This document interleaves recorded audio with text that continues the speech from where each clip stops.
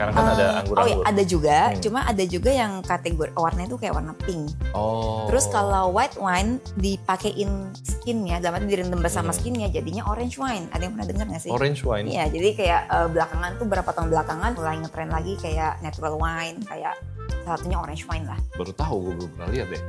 Jadi Nanti coba kita lihat ntar di bawah, mungkin ada contoh-contoh orange wine ya. Tapi bukan rasanya orange kan? Enggak. Nah mumpung tadi gue udah bahas Coravin nih. Coravin tuh sebenarnya ngaruh nggak sih buat nyimpen wine? Ngaruh. Jadi Ngaruh kan, ya? tapi dari pengalaman pribadi ya, karena teman saya pernah ada yang coba pakai Coravin. Oke, jadi untuk teman-teman yang belum tahu Coravin, jadi Coravin itu adalah suatu alat yang khusus. Kamu bayangin, kamu bisa coba wine ini, tapi tanpa kamu buka korknya.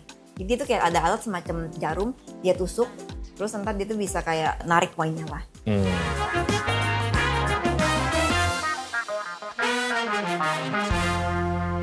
Jadi secara simple kita kalau mau kita coba aja Vin. Jadi lu boleh tuang. Yang baru sama yang udah didiken gitu atau? Kalau enggak ambil coba segelas dulu. Oke, coba ini gue tuang sendiri ya. Nah jadi ketika misalnya coba jangan di swirl, coba dicium dulu. Ada baunya begini ya. Nah terus di swirl. Coba cium lagi. Baunya beda kan? Lebih ada aroma lain yang keluar, lebih ada floral lebih sedikit. fruity sih menurut gue sih. Kayak lebih manisnya lebih keluar. Nah ya. jadi itu karena kan ketika di swirl dia kena sama oksigen. Jadi konsepnya ini tuh sama kayak decanter. Dia kena dengan konten oksigen. Nah cuma kalau ini kan bentuknya agak kecil. Berarti ini biasanya untuk wine yang udah tua. Jadi tujuannya tuh untuk di can supaya sedimennya hilang. Tapi kalau yang untuk wine muda biasanya agak lebih gede gitu. Oh sebenarnya ini tujuannya juga buat biar kasih sedimennya mengendap dulu ya. Nah terus kalau untuk cara nosing nih, karena kan kalau misalnya yang whisky kita udah sering bahas lah ya. Dan gelasnya kan juga beda. Kalau ini gelas wine sama ada gelas. Kalau yang di whisky kan nosing gelas juga kecil lah, beda ukuran. Nah kalau untuk di wine sendiri nosingnya gimana tuh? Oke, kalau di wine yang pertama kita pegang dari stem dulu, karena kalau whisky kan beda ya, supaya kita punya suhu badan itu tidak mempengaruhi suhu gelasnya. Karena kan jadi alasannya itu ya? Iya, nah habis itu kalau nosing di wine itu sebenarnya sama kayak di whisky, ada kayak yang flavor wheel-nya itu loh, kan ada banyak ya strawberry apa gitu. Nah cuma kalau ini bagi aku sih blueberry, blackberry, lebih kayak berry sih ini. Ada juga sedikit vanilanya. Cuma mungkin sedikit bedanya sama di whisky, kalau di whisky kan kita nosingnya jaraknya nggak sampai nempel masuk banget kan, karena ABV-nya juga alkoholnya juga beda gitu. Kalau ini ya kita lebih deket ya. Iya, karena intensitinya nggak se-strong whisky. Betul. Ya kan? Jadi kadang harus ini. Tapi ada beberapa wine kalau misalnya kamu begini pun juga kecium. Jadi tergantung, ini sebenarnya lumayan kok. Gini ada kecium. Iya ini lumayan ada bau kayak sih, oaknya. Nah terus banyak dulu yang saya suka dapat pertanyaan misalnya kayak ini kok kayak ada bau blackberries, emang pakai blackberries ya di dalamnya gitu kan? Enggak, itu sebenarnya bukan pakai blackberries, tapi itu sebenarnya adalah aroma yang mengingatkan kita sama blackberries. Jadi kita kayak cium nih aroma ini mirip apa ya? Oh mirip blackberries. Jadi kita bilangnya ini blackberries. Saya selalu bilang kayak nggak usah takut atau nggak usah minder kalau mau belajar wine, karena kadang wine itu kan personal ya. Kalau misalnya nih kamu bilang ke orang bule ini baunya kayak sirsak, mereka nggak akan ngerti. Kenapa? Karena mereka mungkin jarang makan sirsak, jadi mungkin mereka akan translate itu ke aroma lain. Gitu. Tapi ada batasan-batasan nggak sih, maksudnya kayak kalau di whisky kan kita totally bebas berekspresi. Kayak misalnya di video sebelumnya kan kita sempat bilang ada whisky yang kayak bau sepatu bokap gitu kan. Dianjurkan supaya lo itu lepas aja. Oh gue ngerasain ini nih, gue ngerasain ini kayak sepatu bokap gue ya, agak bau-bau gitu atau apa gitu. Terus temennya mana sepatu bokap gitu. Nah di wine bisa nggak kita ekspresiin kayak gitu atau ada batasannya yang cuma boleh segini nih? Sebenarnya batasan itu cuma kayak misalnya nih kalau kalian ada white wine, ada contoh, kalian ada white wine ya jangan kalian, oh ini blackberry ya baunya.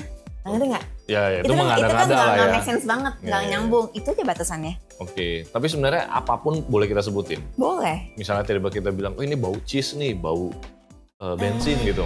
Bisa. Boleh karena aja. Bau cheese itu yang benar ada di wine. Oke, berarti kurang lebih sebenarnya mirip-mirip sama ini juga ya, sama whisky ya? Whisky mirip.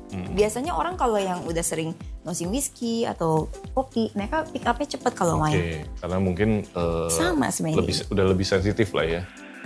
Oke, ini boleh kita minum, cheers dulu. Cheers. Cheers.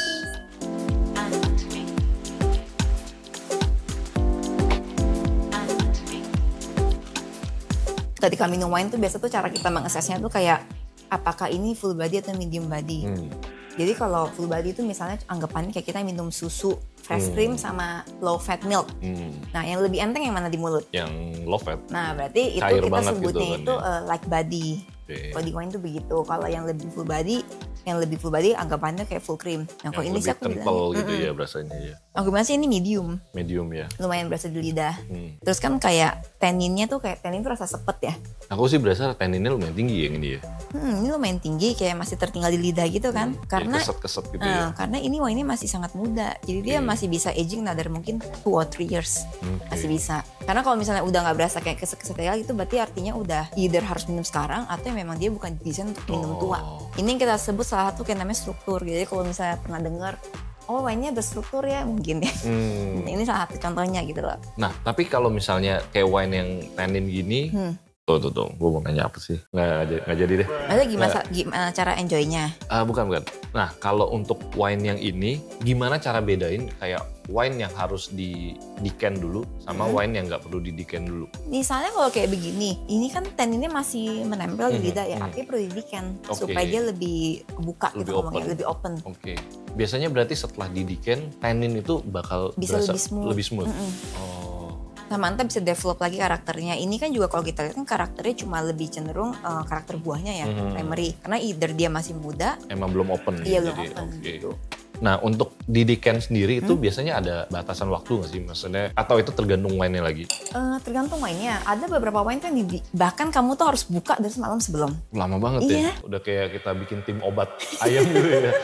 Jadi orang dari semalam sebelumnya udah buat. 24 jam gitu ya? Iya, ini besokannya baru minum. Udah keburu pengen minum ya? Jadi tergantung karakter wine-nya sih. Kalau ini sih menurut aku 1 jam aja, setengah jam cukup. Karena nggak begitu intens. Tapi kalau misalnya yang untuk dari semalam sebelumnya kita tahu dari mana? Kan kita buka dulu, kita tes dulu, baru kita, oh ini butuh nih di open dulu. Oh itu biasanya dari pengalaman. Oke. Jadi kayak, ini susah nih kalau udah ngomongin pengalaman. Iya benar karena saya juga kadang tuh banyak nanya ke teman-teman saya. Atau nggak bisa gini, kita punya, misalnya let's say kita punya 6 botol wine yang sama. Botol pertama, kita kan udah tahu nih, ini misalnya let's say nih, it's a premium wine, khusus dibuat untuk agingnya long. Terus kita mikir, mungkin longnya 3 jam, betul nggak? Oke. Akhirnya kita buka 3 jam. Tapi ternyata masih belum. kurang. Logikanya kan ketika kalian botol kedua, kalian coba lagi tuh, coba kita extend 6 jam. Ya kan, masih kurang ya berarti kira-kira kalian udah tahu tuh kayak, kira-kira berarti ini mungkin butuh 24 jam. Oke, berarti itu berdasarkan pengalaman Emang juga ya? Pengalaman bener. Yang kayak gini-gini juga pengalaman. Pertama saya tuh nggak ngerti kayak dulu pas saya baru pertama kali belajar wine kayak, oh dia tahu ya ini wine bisa ngomongnya kayak agingnya 5 tahun lagi. Tau dari mana? Waktu itu orang jawab pengalaman. Terus lama-lama saya ngerti sih kayak begitu. Mungkin susah dijelasin dengan kata-kata tapi setelah kita udah sering coba. Iya. Terus mungkin beda winery juga beda style juga ya. Betul. Jadi harus sering coba wine-wine yang berbeda-beda juga gitu ya? Iya sih betul. Jadi kayak misalnya bisa sama-sama dari daerah, contohnya ini Bordeaux gitu kan. Tapi bisa kalau yang bikin beda chateau bisa beda style. Nah terus ini balik lagi ke basicnya deh. Yang gue tahu karena kan gue dulu sempet sekolah di perhotelan juga. Jadi biasa kan mereka bilangnya ini appellation ya? Appellation ya. Itu cara baca label wine-nya sendiri kan berarti ya? Atau appellation tuh artinya tuh kayak semacam daerahnya. Jadi kayak misalnya ini daerahnya Bordeaux, appellation-nya Bordeaux gitu. Misalnya kayak Prancis itu Indonesia, berarti kalau appellation-nya Bordeaux itu mungkin misalnya Jawa Barat gitu, kayak daerah. Nah, terus kalau misalnya untuk tahunnya ini kan kita sebutnya vintage ya. Nah, ini vintage itu coba jelasin ke teman-teman deh. Oke. Ini jangan lupa ya, ini udah buka. Jawab pertanyaan Alvin dulu aja. Jadi kalau vintage itu adalah tahun di mana grade-nya di harvest. Bukan tanam. Jadi dia di harvest 2021. Habis itu kan dia melalui proses tadi pembuatan kan. Mungkin di oak aging 1 tahun, 12 atau 6 bulan baru dirilis ke market. Gitu. Terus kalau misalnya cara baca label, kalau yang ini, kalau biasa sih yang paling gede pasti nama winery-nya ya, nama Chateau Pays Latour. Terus dari mana? Dari Bordeaux.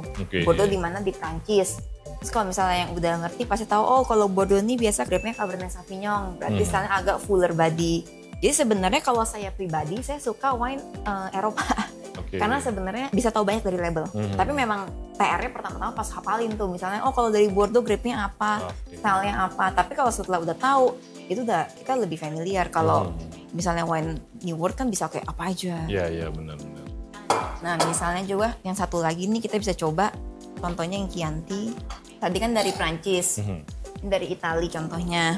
Jadi ini nama winery-nya San Leonino. Terus abis itu ini nama cuvée-nya, nama tipenya. Oke. Jadi kayak misalnya contohnya San Leonino itu Toyota, Mont Cenis itu Alphard. Tahun di harvest-nya 2019 dan dia ini Chianti Classico. Jadi artinya dia itu berasal dari daerah namanya Chianti.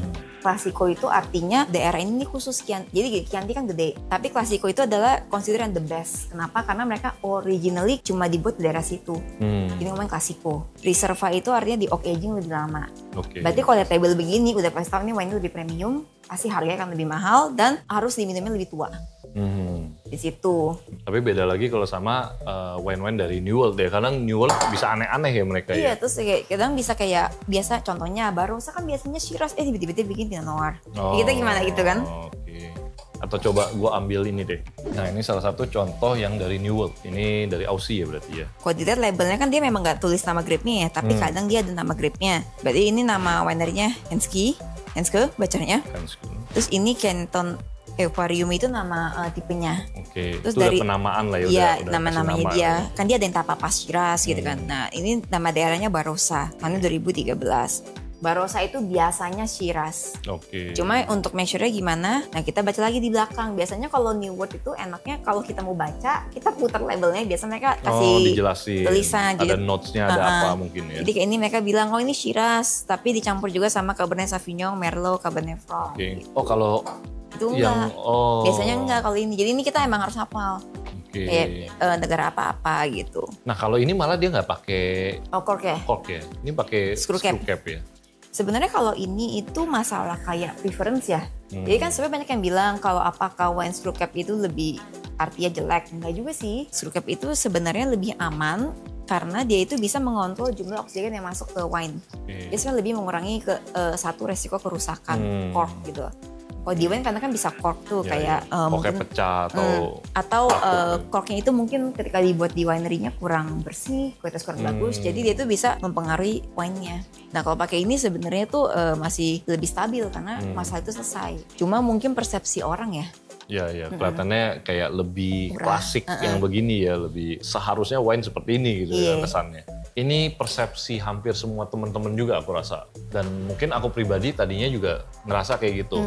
Apakah benar kalau wine itu makin vintage-nya makin tua itu selalu lebih mahal? Oh kalau itu sebenarnya balik lagi ke wine-nya. Di awal udah dibilang tuh wine itu kan sebenarnya tujuannya kan ada nih buat diminum cepat atau diminum entaran. Kalau misalnya untuk diminum cepat, ya dia better diminum cepat di bawah 5 tahun. Jadi kalau makin tua malah makin gak enak. Karena wine itu bagi aku tuh uniknya kayak manusia. Ada peaknya, ada turunnya. Nah tapi kalau untuk wine yang di agingnya lebih lama, itu justru benar. Kalau wine-nya tuh makin tua makin mahal. Coba balik lagi tuh, apakah itu vintage yang bagus atau yang biasa-biasa aja.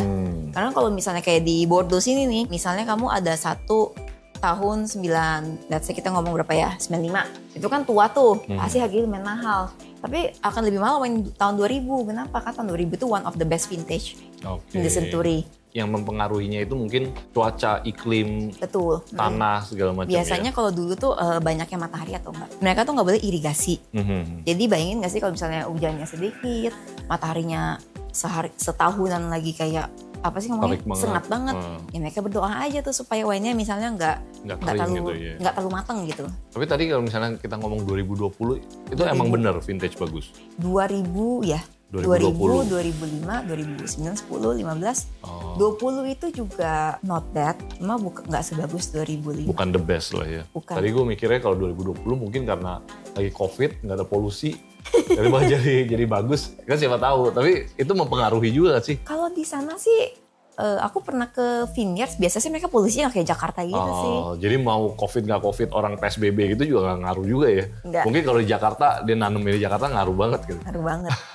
Ini pertanyaan terakhir deh. Soalnya kita udah lumayan panjang ngomongin wine, nanti mungkin kita bakal ada episode-episode tentang wine lagi selanjutnya. Atau mungkin teman-teman mau nanya tentang wine apapun, boleh di kolom komen sih nanti. Gimana sih cara nyimpen wine yang baik dan benar? Terus, kalau misalnya udah dibuka, itu bisa disimpan nggak? Kalau menyimpan yang baik dan benar sebelum dia dibuka, itu satu suhu yang paling penting. Oke. Jadi suhunya itu untuk red wine 16 derajat Celcius. Kalau untuk white wine itu biasanya 9-10. Oke. Cuma misalnya nih kalau teman-teman cuma punya satu chiller di rumah ya kan, yang temperaturnya nggak bisa di banyak setting, langsung aja setting ke misalnya 10. Oke, Misalnya, itu udah aman lah ya pokoknya. Karena kan in case kalian punya champagne, kalian punya white wine, punya red wine, yang mendingan disimpan tuh dinginnya. Daripada white wine-nya kepanasan kan. Mending dingin sekalian ya. Tapi kalau terlalu dingin itu jadi masalah nggak? Selama ini sih saya nggak pernah ketemu masalah kalau wine terlalu dingin. Oke. Tapi kalau dinginnya kita kan paling nggak sampai dingin minus kan. Palingan juga paling misalnya 6. Ya. 5. Saya jujur nggak Kayak pernah di ada masalah. kulkas pada umumnya lah ya. Cuma yang saya notice ketika dibuka itu wine-nya lebih close.